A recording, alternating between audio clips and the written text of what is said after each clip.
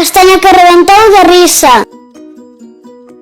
Unha vez ían de camiño unha brasa de carbón, unha palla e unha castaña. Chegaron a un río e non sabían como cruzalo. A castaña, que era moi lista, propuxo o seguinte: como a palla pode flotar na auga, eu subirei por riba dela e levarame nadando cara a outra beira do río.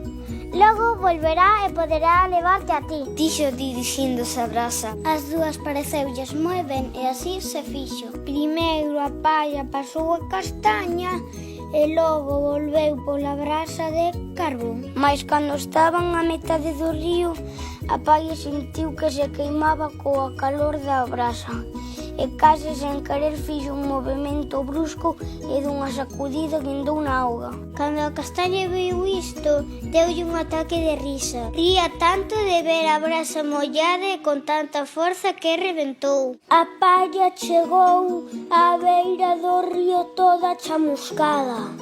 A brasa chegou máis tarde, apagada completamente e enchoupada. Chegaron ademais moi cabreadas coa castaña porque eu cando elas o pasaba mal.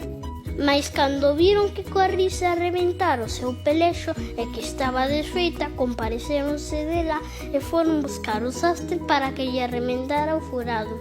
O xastre só tiña un anaco de tea de cor máis clara que o da pel da castaña e tivo que amañala poñéndolle un anaco desa cor.